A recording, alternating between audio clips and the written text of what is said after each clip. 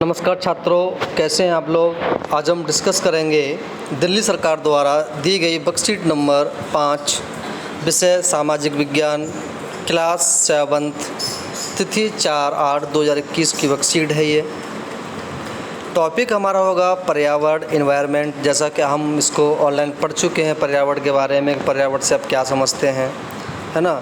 जैसे कि अब पहला चैप्टर आपका है कि भाई स्कूल खुलने, लंबी छुट्टी के बाद स्कूल खुलने जा रहा है। आपने देखा होगा कि स्कूल के निकट के खेल के मैदान में खुदाई हो गई थी। तो ये आपको इस छोटी सी स्टोरी आपको पढ़नी है। उसके बाद हम जानेंगे इसके बारे में। जैसे हम जान सकते हैं कि अब मैं आपको पढ़ के बता देता हूँ। लोगों ने बताया कि वहाँ एक घरों वाली एक बड़ी इमारत बनेगी।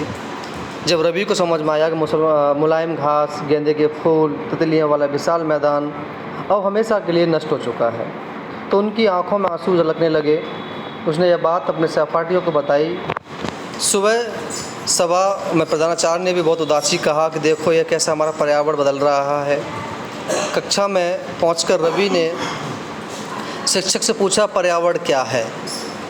जो कुछ भी आप अपने आसपास देखते हैं, शिक्षक ने बताया। रवि ने कहा, इसका अर्थ है स्कूल, भवन, मेज में रखी कुर्सियाँ, यहाँ तक कि खुला मैदान, सड़क, कूड़ा करकट, मेरे दोस्त, ये सब हमारे पर्यावरण के ही अंग हैं। जो हमारे चारों तरफ जो हमको दिखाई दे रहा है वो सब क्या है? पर्यावरण है। तो अपने आसपास उपलब्ध वस्तुओं की सूची बनाइए और उन्हें निम्न तल कर उनसे बताइए कि घर में उपलब्ध कौन कौन सी वस्तुएं हैं। आपको इस बॉक्स में अपनी कॉपी में लिखना है कि आपके पास, देख सकते हैं कि आपके पास कौन कौन सी वस्तु उपलब्ध हैं। पड़ोस में उपलब्ध वस्तुएं जैसे घास के मैदान हो गया, पार्क हो गया, है ना, बिल्डिंग वगैरह, वो सब आपको यहाँ लिखना है। इसके बाद आपने देखा होगा विद्यालय में कौन कौन सी वस्तुएं उपलब्ध हैं, जैसे कुर्सी, मेज, बक्से, ब्लैक बोर्ड, अलमारी, पंखे, है ना, खिड़कियाँ, है ना, घड़ी, है ना। तो ये सब आपको यहाँ लिखना है। और यहाँ आपसे कुछ पूछा गया है, क्या ये सभी वस्तुएं एक समान हैं? क्या है? ये सभी वस्तुएं एक समान है? तो आप यहाँ लिखेंगे कि नहीं, ये वस्तु एक समान नहीं है, सब में कुछ ना कुछ अंतर है और सबकी प्रवृत्ति यहाँ पर अलग अलग है। जैसे मैंने आपको भी बताया था कि हमारे पास 2 प्रकार के जीव पाए जाते हैं। एक होता है आपका सजीव प्राणी, एक होते हैं आपके निर्जीव प्राणी। इसको हम जीवीय बोलते हैं। सजीव प्राणियों का संसार, जैसे कि पेड़ पौधे, जीव जंतु, ऐसे वस्तुएं जो हिल डुल सकती हैं, बोल सकती हैं, सांस ले सकती हैं, वो सजीव प्राणी कहलाते हैं। इसमें पेड़ पौधे और जीव जंतु आते हैं। अजीवीय या निर्जीव का संसार यानी ऐसे पदार्थ जो बोल नहीं सकते, चल नहीं सकते, सांस नहीं ले सकते, है ना, या हिल नहीं सकते अपने आप, तो उनको हम बोलते हैं निर्जीव वस्तु। जैसे स्थल हो गया, है ना, कुर्सी हो गई, मेज हो गई, ये अपने आप नहीं हिल सकते, अपने आप ही ग्रो नहीं कर सकते, इसलिए इसको हम बोलते हैं निर्जीव की वस्तुएं। चलिए अब हम आगे देखते हैं कि किसी भी जीवित प्राणी के चारों ओर पाए जाने वाले लोग, स्थान, वस्तुएं, प्रकृति को पर्यावरण कहते हैं। यह प्राकृतिक एवं मानव निर्मित घटनाओं का मिश्रण है। प्राकृतिक पर्यावरण पृथ्वी पर पाई जाने वाली जीवीय अजीवित दोनों परिस्थितियाँ सम्मिलित होती हैं। अगर हम सिंपल सी भाषा में कहें कि जो हमारे आसपास के जो वस्तुएं हैं, चाहे फिर उसमें स्थान हो, लोग हों, पेड़ पौधे हों, प्रकृति, सड़क, नहर, पानी, तो हम सभी को क्या कहेंगे? इसको हम सबको पर्यावरण कहते हैं। और यहाँ जीवीय अजीव दोनों प्रकार के, सजीव और निर्जीव दोनों प्रकार की वस्तुएं पाई जाती हैं, जिनसे मिलकर के पर्यावरण बना होता है। हम बात करते हैं प्राकृतिक पर्यावरण की। इसके कौन कौन से मूल आधार हैं, कौन कौन से इसके घटक हैं, हमें देखेंगे। सबसे पहले यहाँ बात की गई है स्थल मंडल की बात की गई है, दूसरा जैव मंडल, तीसरा वायुमंडल, चौथा जल मंडल। एक ऐसा स्थान जहाँ पानी ही पानी होता है, हम उसको बोलते हैं जल मंडल।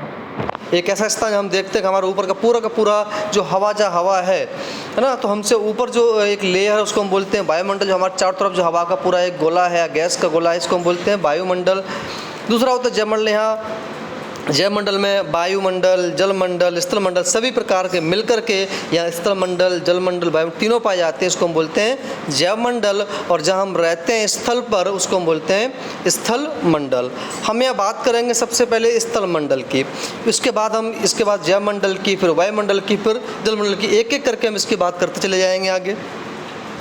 पृथ्वी की ठोस प्रॉपर्टी या कठोर ऊपरी परत को स्थल मंडल कहते हैं, जिस पर हम देखा होगा, जिस पर हम निवास करते हैं। तो पृथ्वी के ऊपर की जो लेयर है, इसको हम क्रस्ट भी बोलते हैं इंग्लिश में। और प्रॉपर्टी तो ये इसको हम क्या कहते हैं, स्थल मंडल कहते हैं। ये चट्टानों एवं खनिजों से बना होता है। यहाँ विभिन्न प्रकार के खनिज पाए जाते हैं, चट्टानें पाई जाती हैं एवं मिट्टी का पतली परत से ढका हुआ होता है। इसमें कई सारी लेयर होती है स्थल मंडल में। अगर हम इसको डिस्क्राइब करें और जाए करें तो इसमें तुम्हारा ये भूप्रकृष्ट हो जाएगी, मेंटल हो जाएगी, कोर हो जाएगी। तो यह पहाड़, पठार, मैदान, घाटी आदि जैसी विभिन्न स्थलाकृतियों वाला विषम धरातल होता है। विभिन्न प्रकार की यहाँ वस्तुएं पाई जाती हैं, चाहे फिर वो चट्टानें हों, खनिजें हों, मिट्टी हो, पहाड़, पर्वत, मैदान। तो ये पूरा जो है सारा सारा इसका इन्वायरमेंट का घटक होता है जो स्थल मंडल के अंतर्गत पाया जाता है। ये स्थलाकृतियाँ महाद्वीपों के अलावा महासागर की सतह पर भी पाई जाती हैं। अगर आप देखोगे कि समुद्र का जो निचला हिस्सा होता है, बिल्कुल परत पे जाकर के जो हम यहाँ स्थल मंडल पर देखते हैं वही चीज़ें हमको समुद्र के तल पे जाकर के मिलेंगी, जहाँ पाया जाता है। स्थल मंडल का वह क्षेत्र जो हमें वन, कृषि एवं मानव बस्तियों के लिए भूमि, पशुओं को चराने के लिए स्थल, घास स्थल प्रदान करता है। यह भी खनिज संपदा का ही स्रोत कहलाता है। ठीक है, तो आप इसको आराम से कर पाएंगे। ऐसा कोई क्वेश्चन नहीं जो आपको समझ में ना आ रहा हो। अगर फिर भी समझ में नहीं आता तो आप मुझे पर्सनली फ़ोन करके पूछ सकते हैं। किसी एक जैव संस्था का नाम उदाहरण दीजिए, आप आराम से लिख पाएंगे। यहाँ पर स्थल मंडल को अपने शब्दों में आपको डिस्क्राइब करना है, तो बता पाएंगे कि स्थल मंडल यानी पृथ्वी का वो हिस्सा जब भूपरिधि पाई जाती है उसके ऊपरी परत को स्थल मंडल कहते हैं। इसमें चट्टानें, खनिज, पहाड़, पर्वत, मैदान, घाटी, विभिन्न प्रकार की स्थितियाँ पाई जाती हैं, इसको हम स्थल मंडल कहते हैं। ठीक है, तो आगे की जो स्थिति होगी, आगे जो जब मंडल होगा वो हम अगली क्लास में देखेंगे।